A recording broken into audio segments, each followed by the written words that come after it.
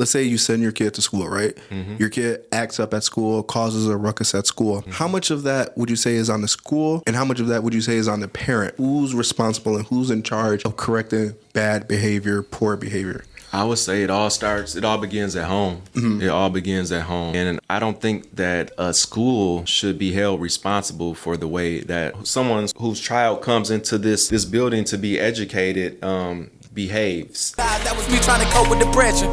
Shout out T-Rat, tricking you savvy. Know they coming if I send on the Addy. See, we just living by the code, no capping, yeah. It's more than a podcast, it's a life hack for a lost soul that was on the verge trying to figure out how to get their life back, real talk.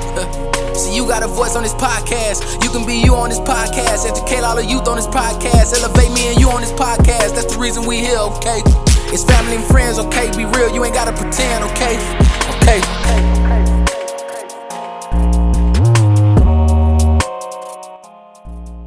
All right. Welcome back to another very special episode of Line for Line Podcast. I'm your host with the most, Devon Booker. We have a very OG guy in the building today. We got Mr. Kevin Simpson, one of the founding fathers of coming on Line for Line Podcast. As you see, he even has on one of the founding father hats. You know, that hat rolled around right when Line for Line got started. You know, we got to get you guys with the upgraded logo ones. Kev, you're going to be one of the first promotions to get that one for free. Definitely got to get one of those. I got you as well. But we have Mr. Kevin Simpson in the building. Kevin, how are you? I'm all right, man. How you doing? I'm hanging in there. It's a pleasure to be back on the podcast. Yes, sir. Yes, sir. I know definitely. We got to get that 262 TV back out and popping as well, Man, too. Like, I'm definitely looking forward to getting a lot that of back people don't even know about that, they too. Don't. They still too young. They still sleep on that. Exactly. Well, we're going to get that back and roll, Yes, back sir. up and rolling, most definitely. As we get ready to get started with Line for Line Podcast, the most cliche thing we do is we have the guests tell the world just a little bit about themselves, who they are, things of that nature. So, my name is Kevin Simpson, family man, father, IT professional, lifelong resident of Racine, Wisconsin. But yeah, that's pretty much the gist of who I am as a person. You know, a short and sweet version. Yes, sir. Long story short, ladies and Long gentlemen. story short. This is one of my OGs, bro. I'm proud to give you that title, Kev, of one of my OGs. Because whenever I'm Appreciate dealing it. with like some serious stuff, or just even when it comes to the brand, you one of the first people I hit. Like, hey man, what you think about this? You know what I'm saying? Or how should I do this? You know, like your input is valid. You know, so when you guys see Line for Line Podcast, a lot of the points and all that come from this man right here, Kev. So we just want to say we appreciate you for being gracious as you are. Most definitely. But as My you pleasure. said, you're a lifelong resident of Racine. How would you just describe the current youth culture when it comes to the city of Racine? The youth culture in Racine, I would say, is pretty much, as the saying goes, there's nothing new under the sun, you know. So in some ways it's very similar to the way things were, you know, when I was coming up, probably when you were coming up. It's just you know, they have their own little twist to it, you know what I mean, as far as like just the music they listen to. But I mean, the the overall culture of the youth, I would say, is pretty much similar to how we grew up, as far as the fashion, the music, just, you know, sports culture, just things of that nature. Yeah. How do you feel like the current state of hip hop? How do you feel that it resonates with the youth and the culture that it projects upon the youth and how they perceive it? I would say the hip hop heavily influences the youth. I wouldn't say, sometimes not always in a positive way as well too.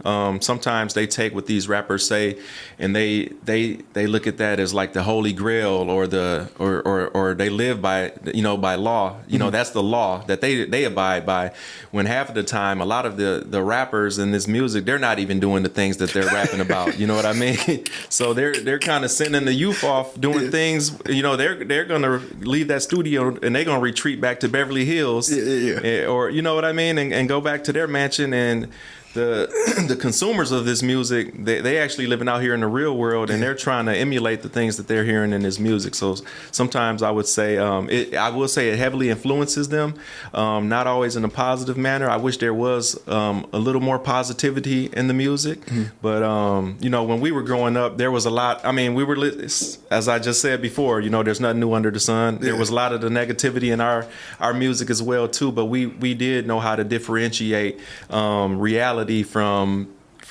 you know, what's real in our real lives, and what's being portrayed in the music as well too. So two things to that, you know. So first one is, you're so right though, because it's like when you hear that beat, when that beat hit, boy, exactly. Okay. But then, as a father now of daughters too, you sitting there and hear the song. This little hole, that hole. You sitting there bobbing your head to you. Wait, hold on, this little hole. They gonna be saying this to my dog. Wait, hold. And then it's like, wait, you put yourself in that state of mind. You like, wait. The older you get, I feel, for me, I'm speaking for myself, the more conscious I become of the message that's inside of this music as well too. Because I can get in my vehicle and turn on the radio, and the edited version is still too much for me sometimes. You like, oh, they said what? Yeah. I got to turn, you got your kids in the car and everything. I got to turn the station. I got to turn to something that's PG, just the message in this music is just sometimes it's off the chain, man. It's a little too much, And number 2, without being a conspiracy theorist, would you agree or say that it's kind of designed to be that way? Because, for instance, for every one Lil Wayne, there's 2 million people trying to be the next Lil Wayne. But for every Colin Powell or people like that, there's no one really trying to be him because that's not sexy. That's not what's in it. There's no bling to that. There's no glamour to that. Exactly. It's it's not going to generate no revenue talking about politics or things of that nature. You know what I mean? Yeah. And a lot of it, I get it too, because I love hip hop just as much as the next person. You know what I mean? And we all grew up on it. But a lot of it is, what you can relate to, things that when you step outside of your door, what you see every day. And if, you're talking about stuff that I actually see, or things that I think that I can grasp, it becomes relatable. And especially if it sounds good, you're going to gravitate towards that. So I understand that too. But to your question, do I think it's by design? Yeah, I do think a lot of it is by design, because it all boils down to money. Yeah, you know what I mean? And the people that's really profiting off of it, they not, the people that's down here on the ground, they're losing loved ones. People are being influenced and they're shooting and selling drugs and this. But the people whose pockets are really being padded by all of this stuff that's downhill, they ain't, they ain't got nothing to do with this. They're they're not. It's not touching them. So I do believe that.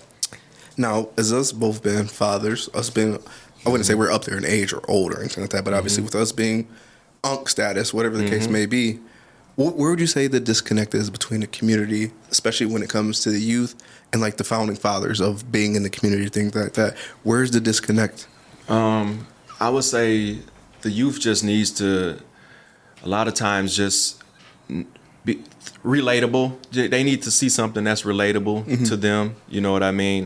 They need to understand that we once were them. We once were in their shoes. They need to be able to look at us and know that, I can understand your journey, and that that's you just need to be relatable to them, I think, to really touch them, and be able to guide them in the right direction.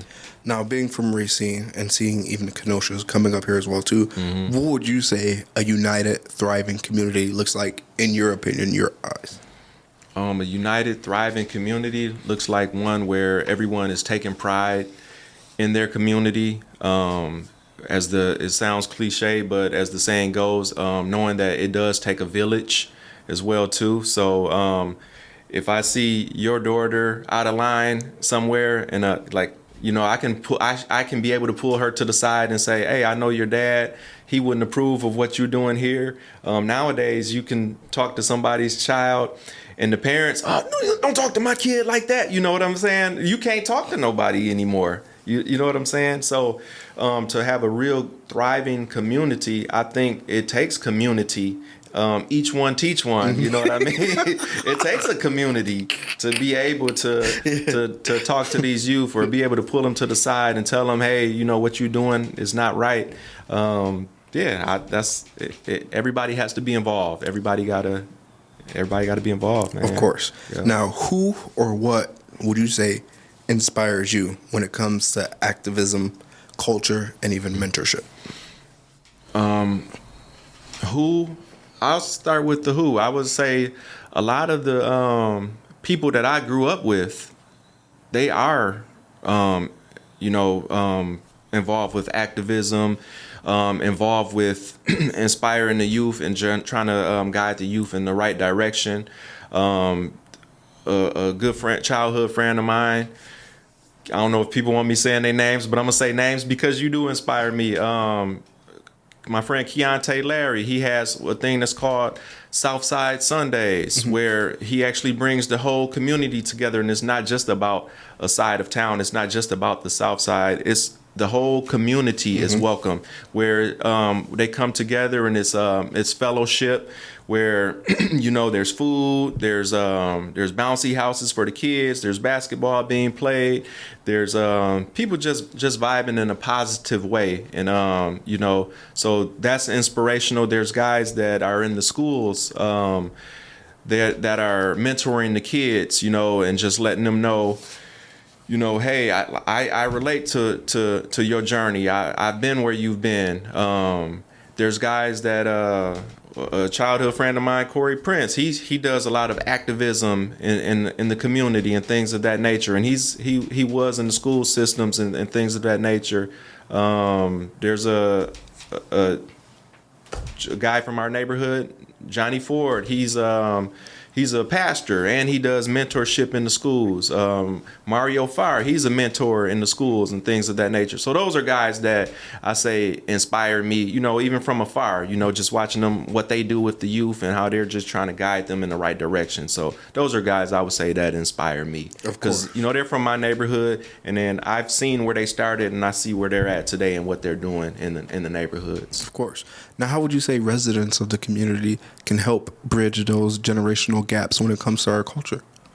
I would say they can bridge generational gaps by showing the youth that there's ways that you can, your aspirations, all your dreams, they can all come true if you just stay with the plan. You know what I mean? Just showing them, hey, I got here by hard work, dedication. It is not always going to be easy, but just kind of stay the course. And I would say that's how they can bridge like a lot of the generational gaps. Of course. So. Now, as a father, how is it, if you did, how is it that you say you help teach your kids about the outside world and the misappropriation of the culture, how they present the culture, how the culture is respected? What were some of the lessons and examples that you use to give to them to help them understand on how to operate out here in the world? I like to have them, a lot of it is like, like Martin Luther King said, you want to be judged by the content of your character, not by the color of your skin. So when you're out here in the world and just the way you carry yourself, the way you represent yourself, I feel like that can be, used as a positive, just in a positive manner, as the way, like the way people look at African Americans. In all honesty, represent yourself in a positive manner, and then people can know, it's not always a monolith of, like everybody falls in the same bucket. You can use the way you carry yourself, and it could be used as a positive way to reflect, your culture. Of course. Now, Kev, as a man who's lived some time on God's green earth, what piece of advice would you give out there to the youth who are battling their inner demons, working to try to become the person that they're meant to be while still having to live in like the actual real world where they're facing, where they're facing dangers, they're facing other people who are persuading them to be this way. They're listening to the music that we just talked about, seeing the movies and seeing what's popular and seeing what's hot. What piece of advice would you give to them to maybe steer clear of that and be who it is that they're meant to be? I would say stay true to yourself. There is a lot of negative influences out here in the world, but don't be a follower. Be a leader. Make being a person that makes the right decisions. Allow that to be the cool thing. You could be influencing somebody else in a positive manner. You know what I mean? I would say just stay true to yourself and stay true to yourself. In a world full of people who are, I wouldn't say jealous, but they try to get you off of what it is that you like, how do they keep that clear head? Because I'll give you a perfect example. Like when I was a kid, I don't know why, but I would think that the gangs were cool because like you would see them doing their handshakes in school and all that too. You'd be like, oh, dang, that's what the ladies like, or hey, they seem cool because they're doing these handshakes and all that too. Like, I want to be a part of that. You know, obviously, granted, I never joined a gang or anything like that, but I don't know why, but maybe it was just the culture of music that I was listening to and grew up around. That was a cool thing to do, to be in a gang and claim gangs and shake up and all that. Like, how is it that you would tell them to steer clear of that? Because I like comic books a lot. Sorry to cut you off, but I like comic books and all that too. So I would have never made it because it was like, man, this dude still got a Spider-Man backpack. He a freshman or sophomore in high school and all that. Like, how is it that they? That good question, because I mean, even myself growing up, I was never a part of a gang, you know what I mean? But it was, looked at to be cool to shake up with people. And I used to do the same thing. I did the same thing. We would see one another, and that's how we would greet each other, with those handshakes. Because it was just the norm in our neighborhood. Don't necessarily mean that's what you was a part of. It was just the cool thing that, that's what we did. That's what we did. But so to tell them to steer clear of it, I would have to say, just like I say, just go back to being yourself. You know what I'm saying? Don't try to follow the pack. Don't try to, I know that's what everyone's doing. Doesn't mean that that's what you should be doing or that's the right thing to do. And, and it's like I just said, I did those same things, you know what I mean? But, sometimes I tell my kids, do as I say, not as I do. You know what I mean? Because I didn't always get it right either. You know what I mean? And we don't, and they can learn from our mistakes too at the same time. Of course, of course. Now, as someone, Kev, who has a platform, who like the youth watch, the culture watches, not just our culture, but all cultures, what would be the best piece of advice that you could give to someone like me who has to curate content that reaches multiple different cultures? I would say, just always continue to put your best foot forward. I would say stay the course, don't give up. Like with most businesses, they say it takes the first 5 years, they're actually losing money. They're not even profitable those first initial years, you know what I mean? But if they had given up, there's multi-million-dollar companies and CEOs of those companies or people that founded those companies that'll tell you, if I had given up based off of what the first 5 years, I wouldn't be the millionaire that I am today. So just stay the course, keep grinding, keep putting your best foot forward. All the haters, all the naysayers, put all what they're talking about, put that to, behind, keep your back to all of that. Don't listen to any of that. You know what I mean? Just keep grinding. Of course. Now, as a father, Kev, we've been hearing this thing that's been going on in the community of Kenosha for a long time. I just want to know your opinion of it. Let's say you send your kid to school, right? Your kid acts up at school, causes a ruckus at school. How much of that would you say is on the school, and how much of that would you say is on the parent? Who's responsible and who's in charge of correcting bad behavior, poor behavior? I would say it all begins at home. It all begins at home. And I don't think that a school should be held responsible for the way that someone whose child comes into this building to be educated behaves. They're here to educate your child as far as like the values and the structure, the behavior, the way your child represents you, because your child represents you and your family. Once they step outside of those doors, the way they behave, that's a representation of you. That's kind of like your report card as a parent, the way your child is behaving. You know what I mean? So I would say that's on the parent. That begins at home. I feel sorry for some of these teachers because they signed up to be educators, but they in their boot camp. It's like they COs or whatever. You know what I mean? It's like they and their kids are in there fighting. They're getting cussed out. They're getting disrespected. You know what I mean? And it's like they didn't sign up for this. But they signed up to educate these children. But my kid wouldn't be like that if there was something to do in the community, though, right? So now, can we blame the community and not me as a parent? Shouldn't there be programs out here in the community, like basketball programs or whatever the case may be? That helps. Yeah, that does help. Because I want to take it off of me. I want to shy away from me. It's not my fault. If y'all had something... The foundation of it all begins in the house. But if there was like a bowling alley or something like that, maybe my kid wouldn't act like that.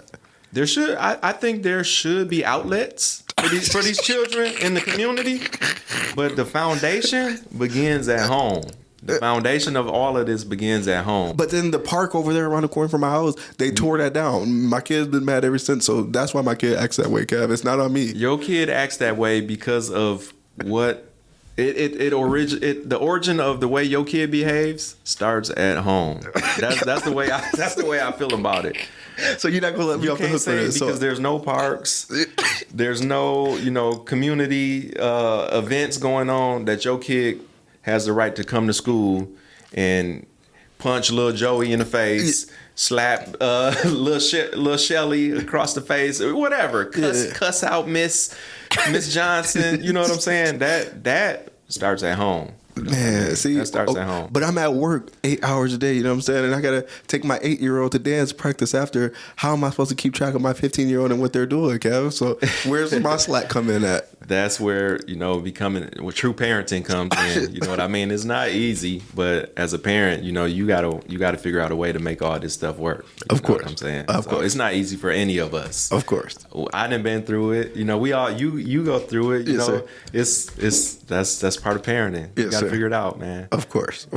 Now, as we get ready to close out this phenomenal episode, Kev, like I said, it's been great content as well, too. Mm-hmm. What piece of advice would you give to someone who's trying to be a change and be the spark of the brain to change and empower their culture, even though there's so many distractions where you may get overlooked? Because if you're talking about empowerment, he over there preaching out. Come on, man. Where the women at? Where the jewelry at? Where the car talk and all the money talk and all that? Like, how is it that you stay clear of that and continue to empower? I'll say just stay true to the why, to the reason that you're doing this. All of that other stuff, those are distractions. Mm-hmm. But just stay focused on your sole purpose of why you want to get out here and make a difference, or what you saw that sparked the idea of why you want to get out here and make a change in your community. So just kind of stay true to your sole purpose as to the why and why you're out here trying to make these changes and be that positive influence. I have one more thing for you as I close out, because it's going to be a reel. Mm-hmm. But ladies and gentlemen, you have heard it here first on Line for Line podcast. I'm your host with the most, Devon Booker. That has been Mr. Kevin Simpson. Kevin, we appreciate you having some time for us. All right. Thank you, sir. It's been a pleasure. You calling or you listening, tune in every week. Line for line. Oh yeah, I'm going line for line.